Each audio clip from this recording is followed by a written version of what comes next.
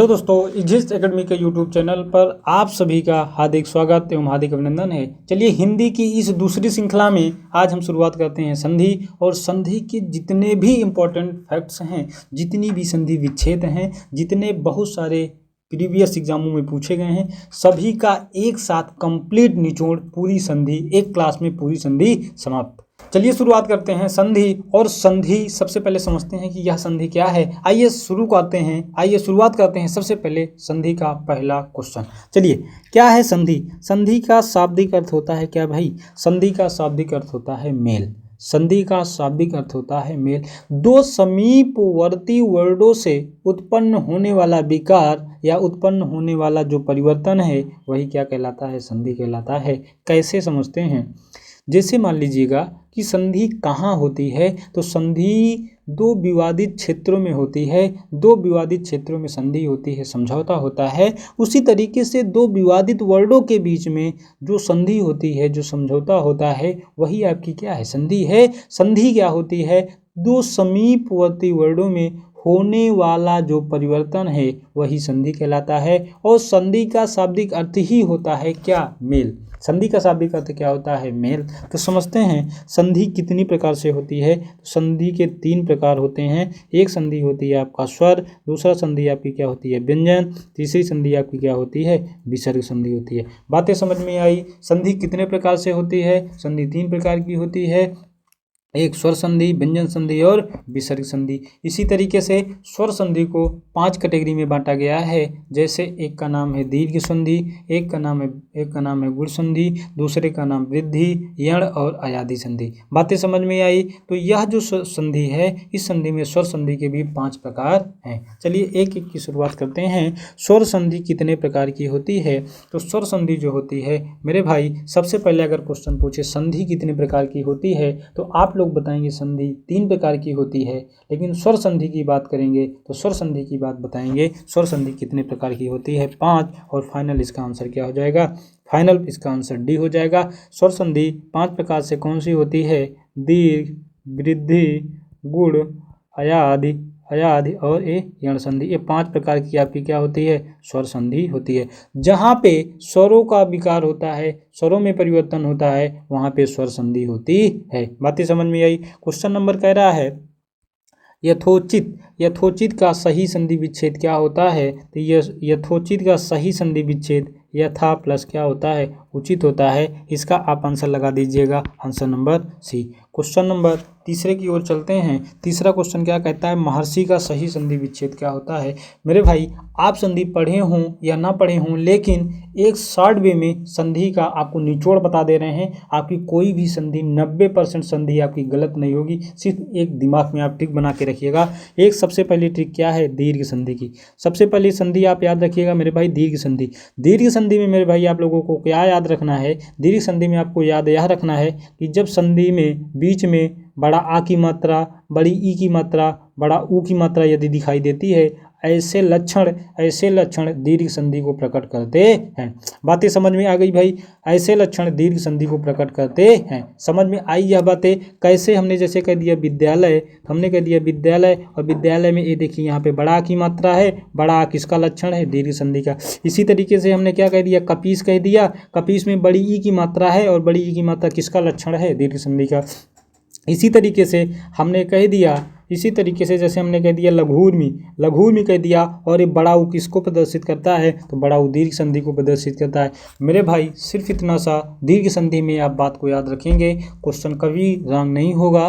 क्या याद रखेंगे? दीर्घ संधि में बड़ा आ, बड़ी ई और बड़ा ऊ यदि आता है बीच में, तो यह संधि दीर्घ संधि को प्रकट करती है। क्वेश्चन पूछा है महर्षि, तो समझ लेते हैं गुण संधि क्या होती है। तो गुण संधि का एक शॉर्ट वे में यह तरीका होता है। गुण संधि का शॉर्ट वे में पहला तरीका क्या होता है? एक ए जो ए और एड़ी वाला होता है, ए वाला जो मैटर होता है, यदि उसकी सिंगल मात्रा हो, और उस ओखली और औरत वाली जो ओखली होती है, इसका जो सिंगल मात्रा होता है, यह दोनों मात्राएं गुण संधि को प्रकट करती हैं।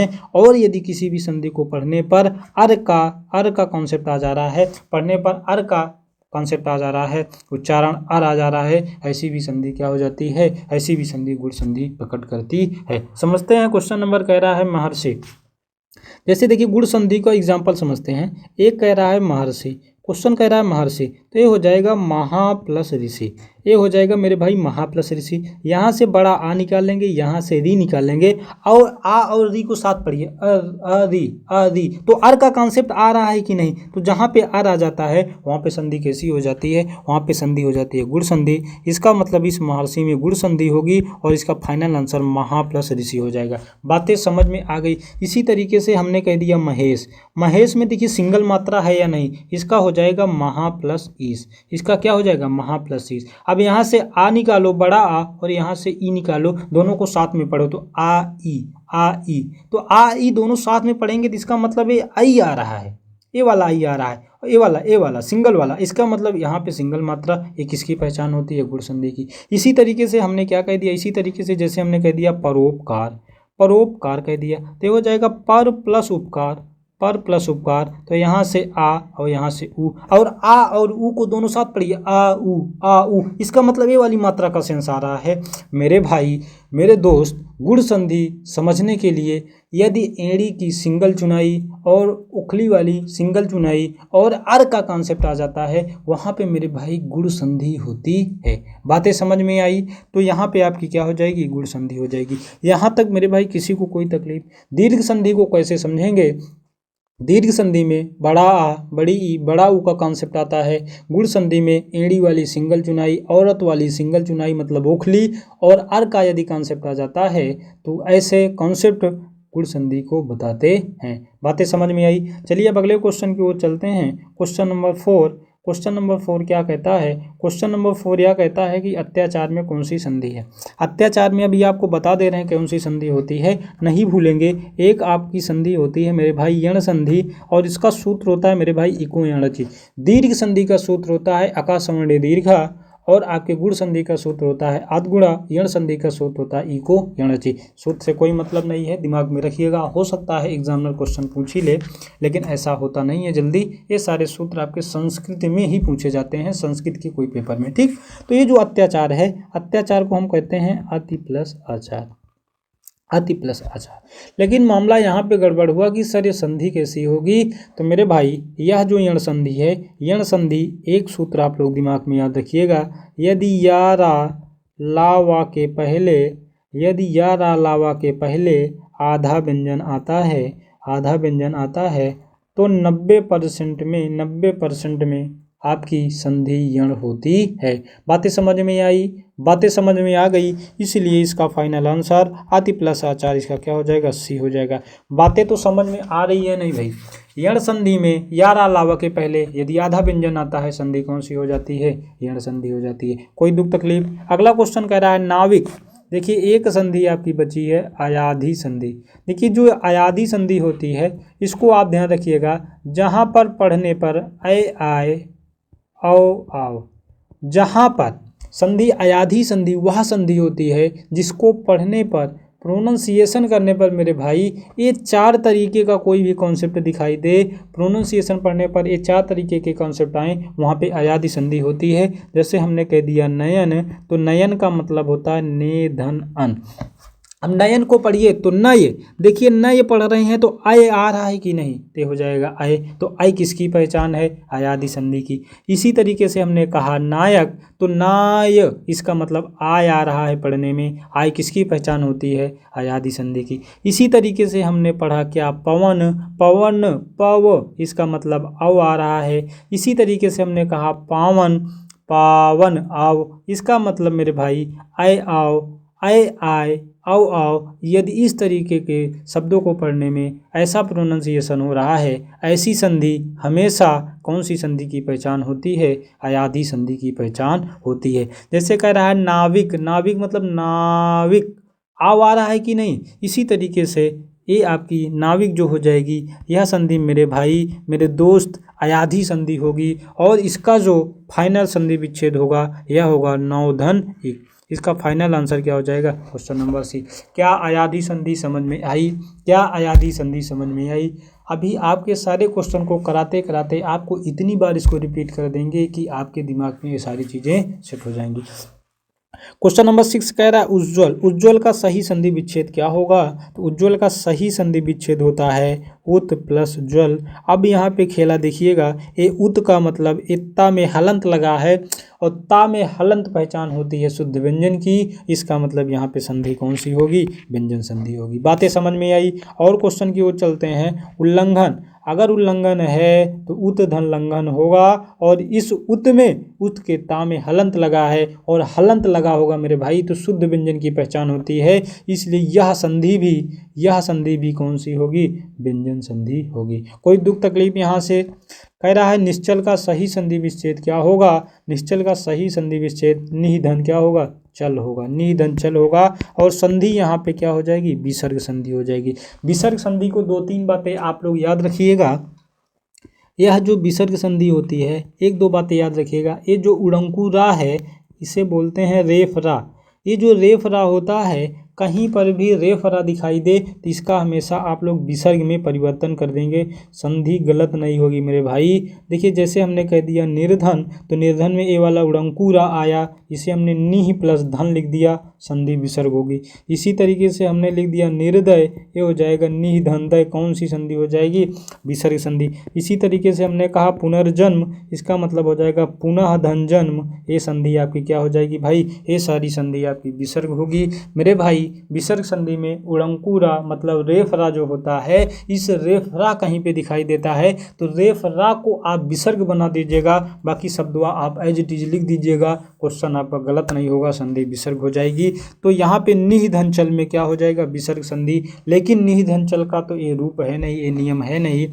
देखिए एक विसर्ग संधि का सेकंड रूल क्या कहता है? सेकंड रूल्स कहता है, क्या कहता है मेरे भाई?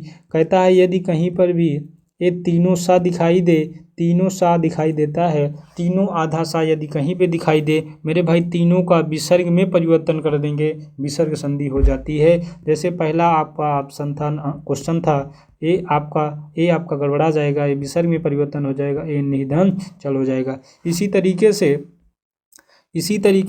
तरीके से और सारे क्वेश्चन जैसे आ जाते हैं। निश्चल हो गया, जैसे हमने कह दिया दुष्कर। आप दुष्कर में कौन सी संधि बताएंगे तो बता दीजिएगा मेरे भाई कि सर हमारे बताए हैं जो तीनों आदेशा होते हैं, आदेशा का विसर्ग में परिवर्तन, तो ये दू आप ऐसे लिख देंगे और इस सा का विसर्ग में परिवर्तन हो जा रहा है बचाकर, ये संधि आपकी कौन सी हो जाएगी भाई? ये संधि आपकी क्या हो जाएगी? विसर्ग संधि।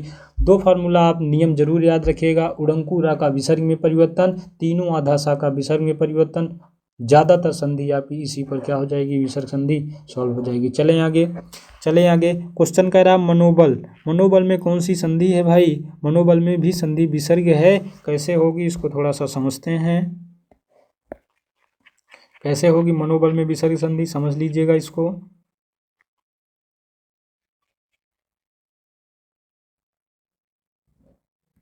मनोबल में विसर्ग संधि है, जैसे कोई भी शब्द एक मना लिख के आए, अध लिख के आए, तप लिख के आए, यदि 2 4 5 शब्द आप ऐसे ध्यान रखिएगा मेरे भाई, यदि ऐसे शब्दों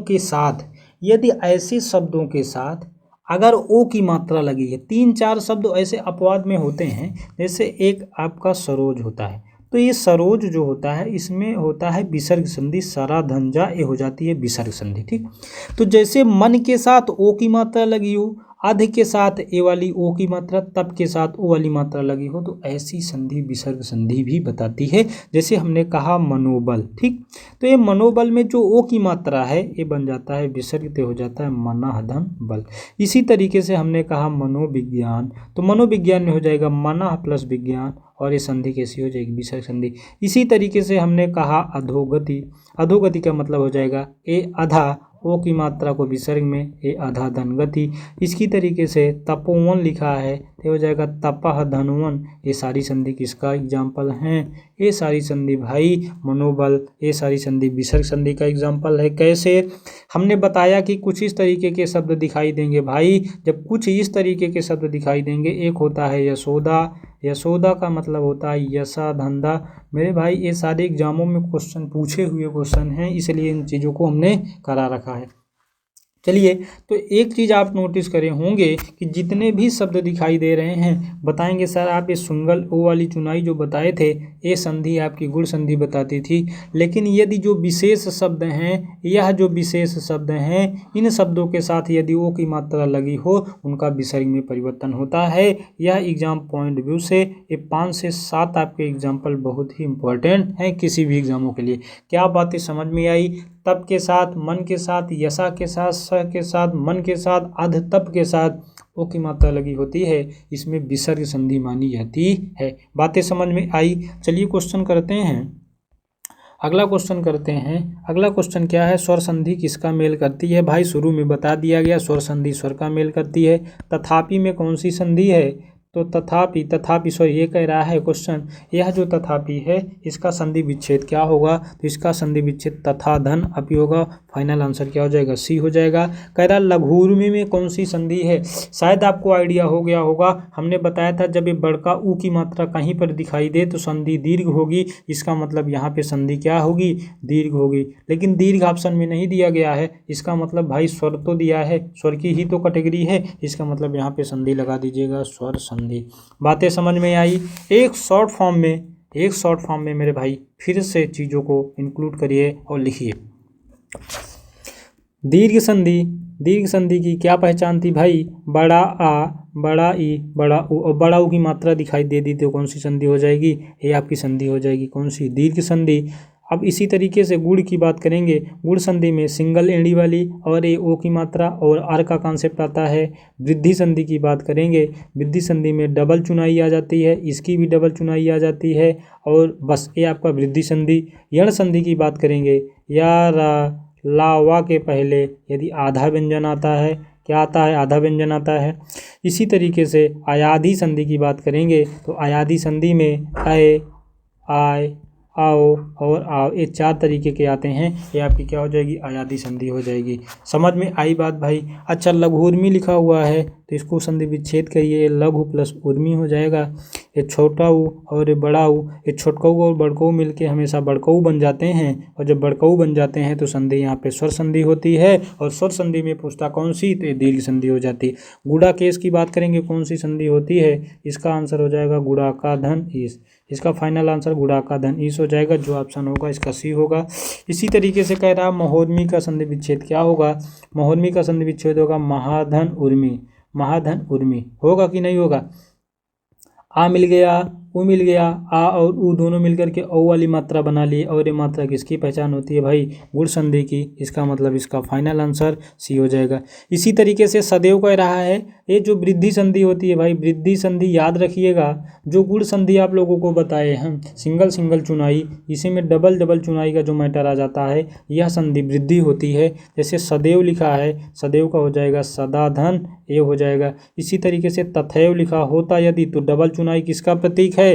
वृद्धि संधि का ते हो जाएगा तथा धन एव, तथा धन एव। इसी तरीके से ममैग लिखा होता तो डबल चुनाई किसका प्रतीक? वृद्धि संधि का, ये हो जाता मम प्लस एक। इसका फाइनल आंसर सदा धन एव डी हो जाएगा। इसी तरीके से इत्यादि कह रहा है, इत्यादि में कौन सी संधि है? हमने आपको बताया कि यारा अलावा के पहले आधा व्यंजन, संधि कैसी होगी? यण संधि होगी। बातें समझ में आई?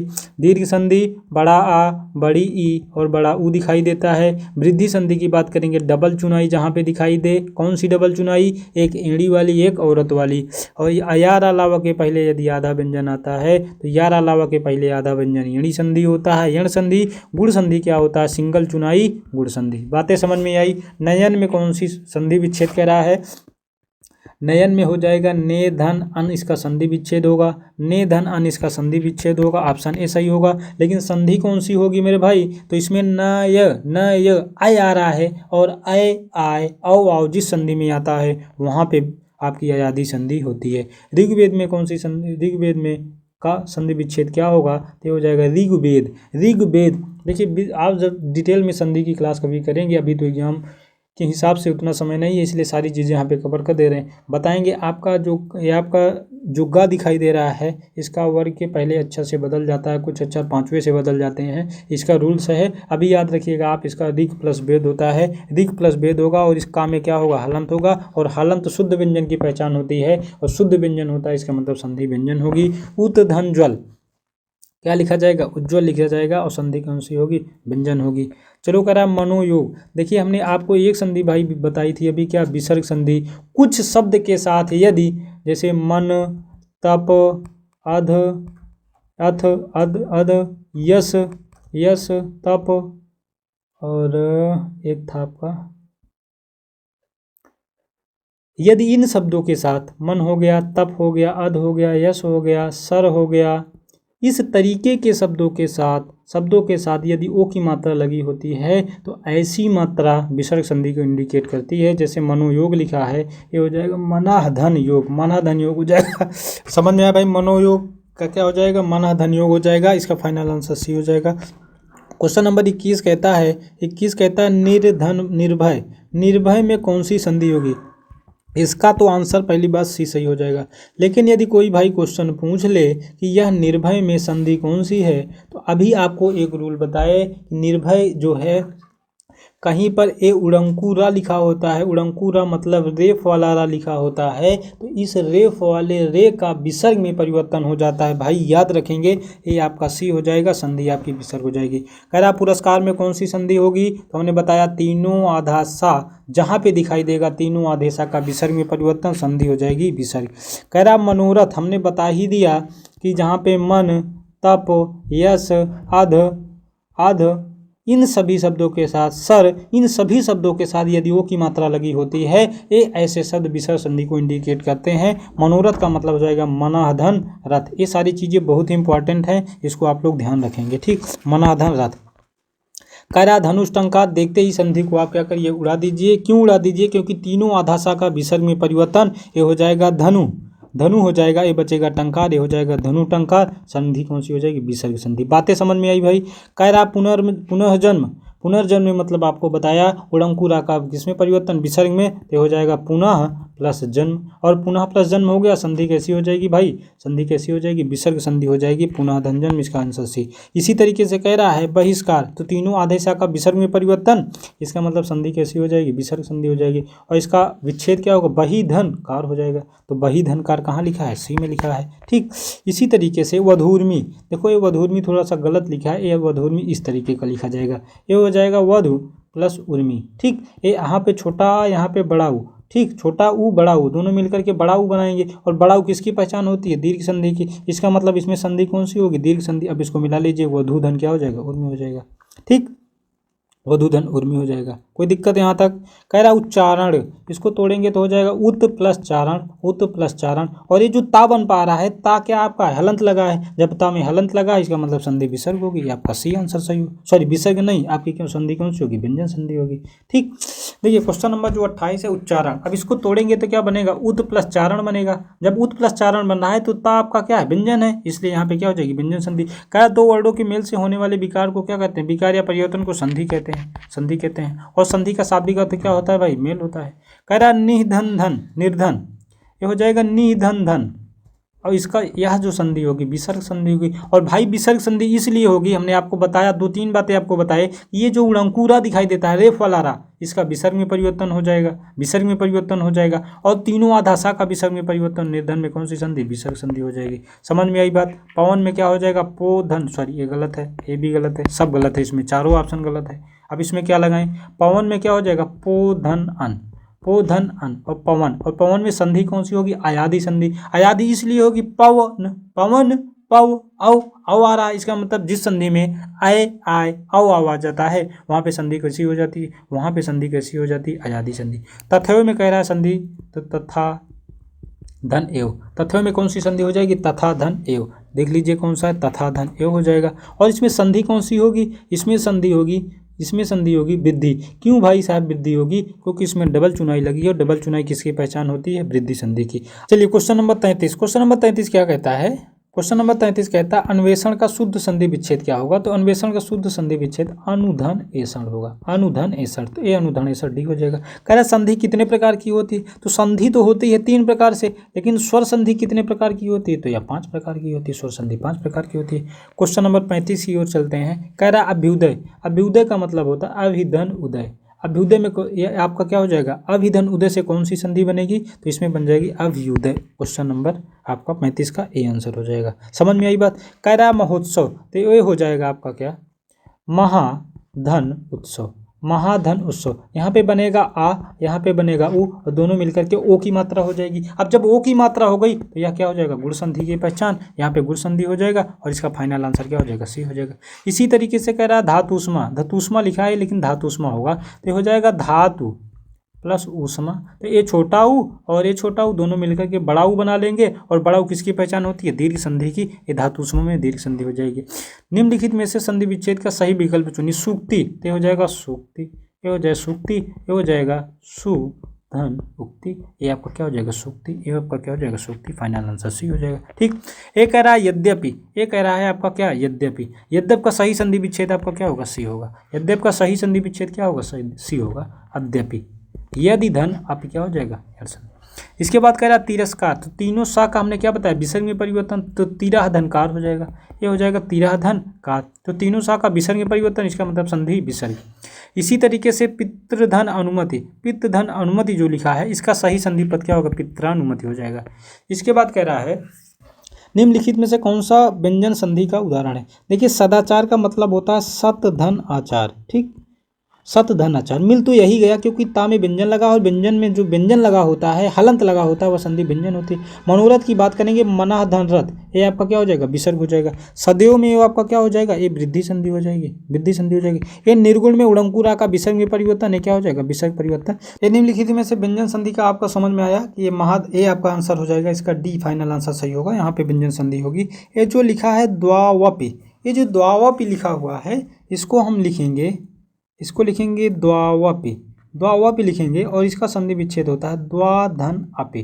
क्वेश्चन नंबर जो 43 लिखा हुआ है, या जो 43 है क्वेश्चन नंबर, ये सही शब्द आपका लिखा हो जाएगा क्या, द्वावपि। तो द्वावपि का सही संधि विच्छेद हो जाएगा द्वधन अपि। ठीक, चलिए क्वेश्चन नंबर कह रहा है दिग्दर्शन। दिग्दर्शन में संधि होगी पहली बात तो व्यंजन और दिग्दर्शन। एक कह रहा है दिग्धन दर्शन, तो दिग्दर्शन जो होता है यह दिग्धन दर्शन बनेगा, इसका आंसर डी हो जाएगा। कह रहा है महाधन ईसा, देखिए ईसा नहीं होगा भाई, यहाँ पे होगा महाधन ईश, महाधन ईश, और यहाँ पे बनेंगे क्या, महेश। और महेश है तो सिंगल चुनाई क्या हो जाएगी, गुण संधि, तो यहाँ पे डी सी आंसर होगा।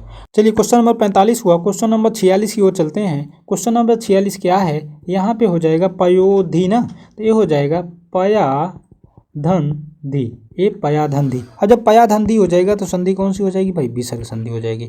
इसके बाद कह रहा अतियुक्ति, अतियुक्ति इसका मतलब हो जाएगा अति प्लस उक्ति, अति प्लस उक्ति। यहाँ पे आ, यहाँ पे उ, औ, सॉरी यहाँ पे बनेगा, यहाँ पे बनेगा ई, और यहाँ पे बनेगा ओ। और यहाँ पे आप लोगों को बताया गया है एक बात कि जहाँ पर या रा लावा के पहले आधा व्यंजन दिखाई देता है, आधा व्यंजन दे, वहाँ पे कौन सी संधि होगी, वहाँ पे यण संधि होती है। कह रहा महेंद्र का सही संधि विच्छेद क्या होता है। महेंद्र का सही संधि विच्छेद होता है महाधन इंद्र, महाधन इंद्र होता है। और ये सिंगल मात्रा आपकी किसकी पहचान होती है, सिंगल मात्रा गुण संधि की पहचान होती है, तो हो जाएगा महाधन इंद्र, ये आपका फाइनल आंसर ये सही हो जाएगा। कह रहा पोधन अन, देखिए पवन लिखा है, पवन ये लिखा है पवन पोधन अन, पवन, और जहाँ पे आय आय औ आय आय वहाँ पे आयादी संधि होती है। इसी तरीके से हमने लिखा पावन, तो हो जाएगा पौधन अन, पावन हो जाएगा। ठीक, ये आपका पावन हो गया। इसी तरीके से अन्य धन अन्य, देखिए अन्यान्य लिखा है, इसका मतलब अन्य और ए अन्य मिल जाएगा, अन्य अन्य मिल करके क्या बना लेंगे, अन्यान्य बना लेंगे। इसका फाइनल आंसर क्या हो जाएगा, बी हो जाएगा। फाइनल आंसर इसका क्या हो जाएगा, बी हो जाएगा। ठीक, फाइनल आंसर इसका बी हो जाएगा। चलिए समझते हैं एक बात थोड़ी सी शॉर्ट वे में। ये जो संधि होती है यह संधि का शाब्दिक अर्थ मेल होता है। संधि का शाब्दिक अर्थ क्या होता है, मेल। दो समीपवर्ती वर्डों के मेल से होने वाले विकार को क्या कहते हैं, हम संधि कहते हैं।